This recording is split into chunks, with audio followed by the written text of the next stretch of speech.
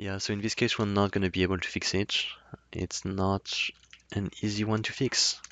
So that means we would have to rebuild. So how difficult is it to rebuild? It's really not that complex.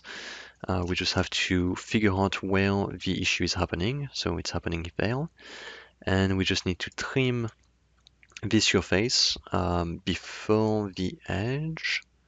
So let me show you how I would do that.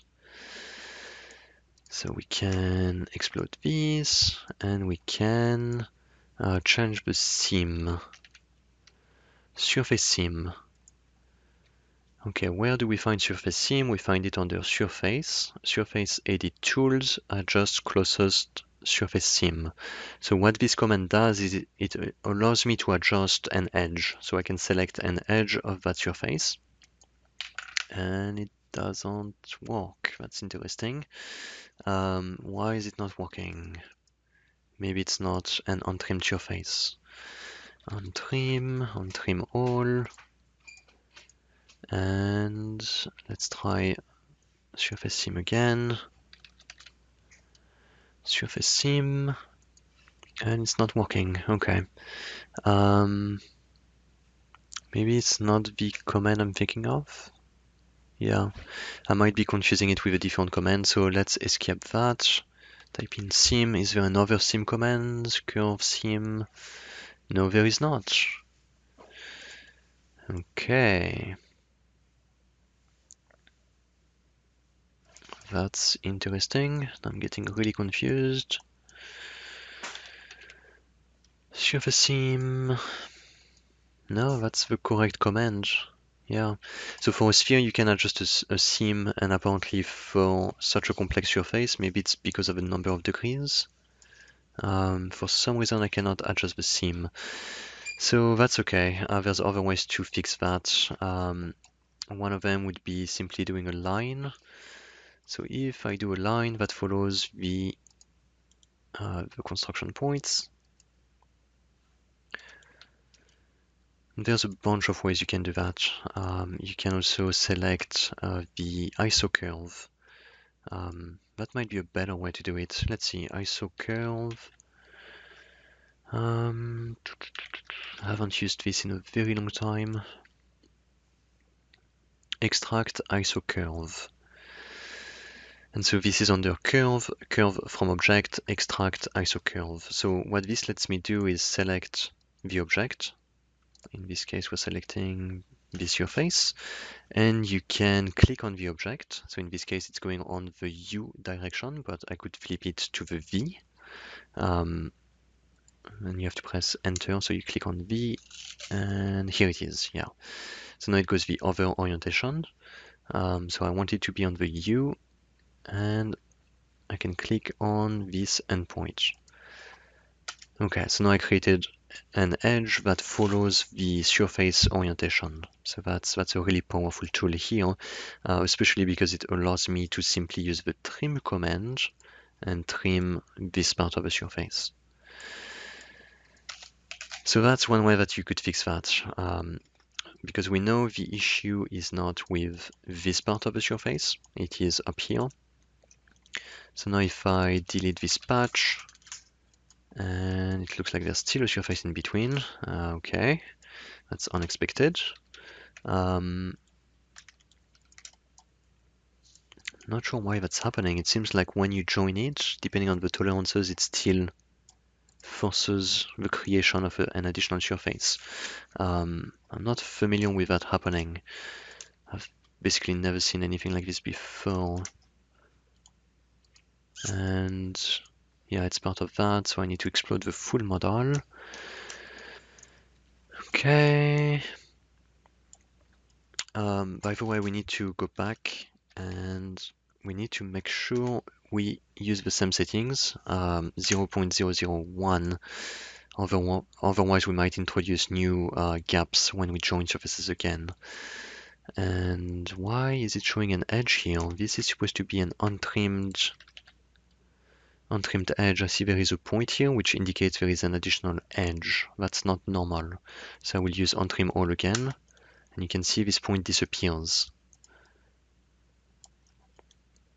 Okay, let's see if this is symmetrical. Again, this is not my model, so I'm not sure if this is perfectly symmetrical or not.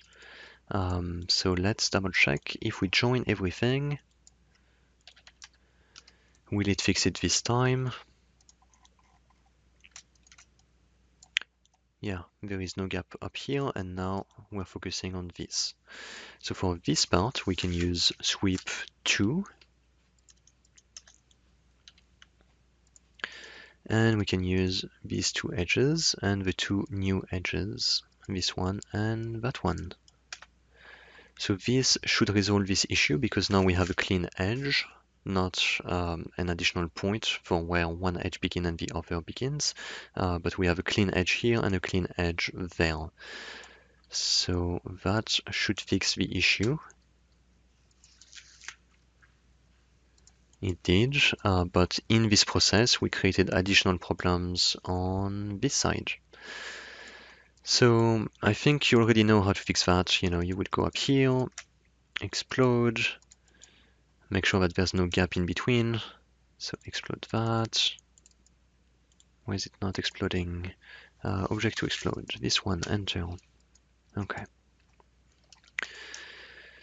Hide this, and we can see there is an additional edge.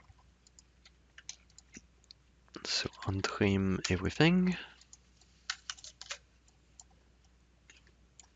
And up here there is an additional edge as well. Let's join that. Is there still an edge? There is. Extract this, untrim all. Okay. That's interesting. It's creating new gaps up here. So it's finding new issues.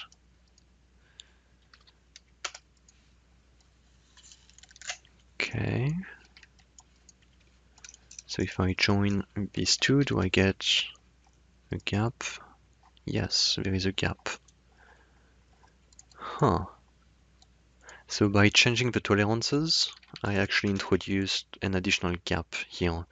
So it seems like when you join and you have a very, very slight gap, Rhino might create a software to try to fill the gap. And in this case, it's creating an issue because I changed the tolerances and apparently it forced a surface to be created. I'm not going to worry about that right now because I think if I show everything, join all of my surfaces, it should fix the main issue, and it did not. Yeah, it did not fix that. The main issue we're trying to solve is this one point. So again, if it doesn't work, so in this case it really didn't work, what you would have to do is explode this, explode that, and we saw that this was not a clean edge, so we have to untrim all, and we can try to match this surface here to this outer surface, and it's going to try to wrap around the whole surface. So what we can do is make sure we use match edge to the closest point. Okay. And do the same thing on this other side. Okay, untrim all and match this surface. Yeah, that one to this one. Match to the closest point. And now if we zoom in, I'm guessing there is a very, very small gap. So let's select that edge, zoom, and here it is. You can see there's two lines. So that is most likely the reason for this issue. So what we can do to fix that gap is match the surface from one side to the other. Position, average, yes. Match this edge to the fillet. Don't tell me there's an edge. There is, yeah. It seems like there's an edge in between all of these surfaces. Let's see if I hide. if I hide this, no, there's no additional edge. So maybe it's an overlap.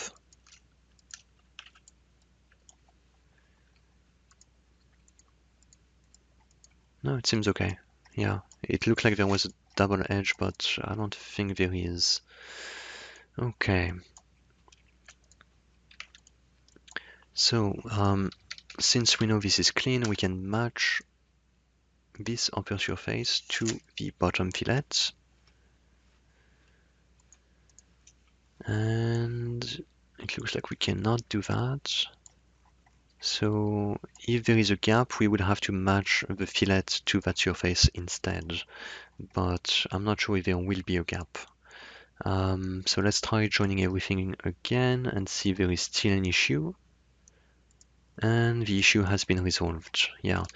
So what resolved this specific issue was matching the left and right surfaces to each other using the edge and making sure that both surfaces are untrimmed. So if they're untrimmed, I can match them and I can make sure that they have a really clean edge. So that worked for this issue here. Now I have no idea why this is showing up here. I guess we could technically mirror it. It's supposed to be symmetrical, so if I delete this, delete that. Oh, here it is. That's why. So let's undo and undo. Use the ghosted view, and you can see there is a patch, there is a small surface in between. Yeah, here it is. So just delete that. Select the object and join. Yeah, it's saying it's already joined. Okay. So then if I go under properties, it says close solid polysurface. So here it is. So here we have a solid object, and we were able to take the solids, go back and fix them manually to clean up any issues that occurred.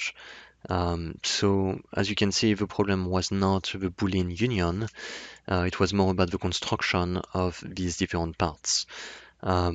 So based on what I just ran into for this specific model, I would suggest that you do not mess with the units. In some cases, messing with some of these settings can really help. In a case where Boolean union does not work, I would suggest that you do not change the tolerances. I'm not going to go over these parts here because it's basically the same process. But I had the same issue here where using Boolean union did not work. So at this point, you should be familiar with the process. You basically have to go back to the surfaces and use surfaces to trim any of the areas where it intersects. But I believe it should be a lot easier for this part than the other. So yeah, hopefully this makes sense. Yeah, let me know if you have any questions.